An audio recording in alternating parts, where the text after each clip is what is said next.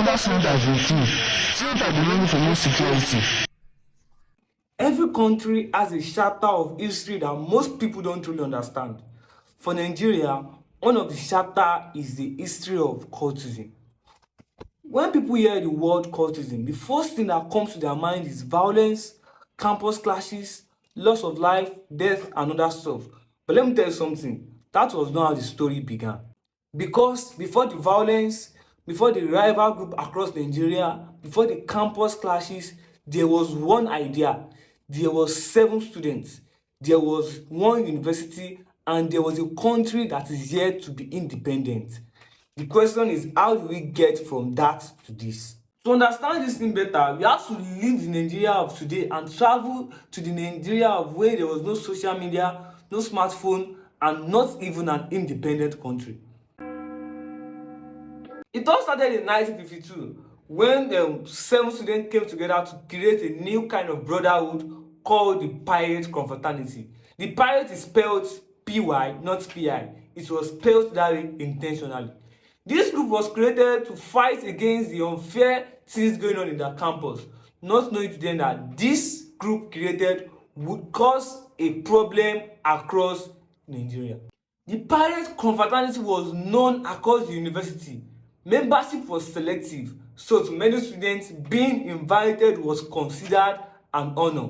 But as years passed, students started asking themselves, why don't we create our own? What if we created our own confraternity? A single question changed it all. One confraternity became 2 confraternities, 2 became 3, and 3 became several confraternities.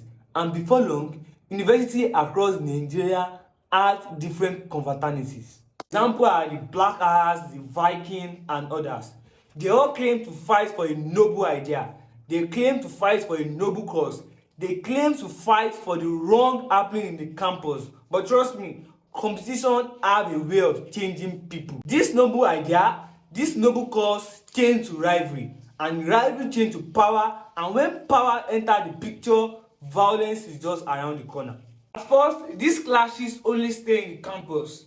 They fight over power, over respect in the campus. But as year goes on, these clashes move into the community, into the cities, and eventually into the national headline. How do we get here? In 1980s and 1990s, things have changed completely. The confraternities that used to fight for noble cause started threatening lecturers, threatening students.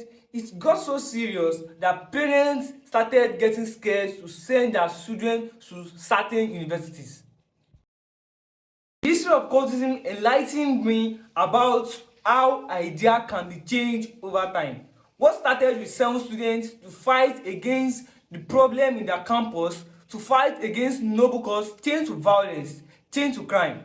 Well, I'm not here to glorify cultism or tell you to join cultism or other stuff. I'm just here to inform you about how it started. I mean, the history of cultism. Stay informed, stay aware, and stay safe. Follow for more.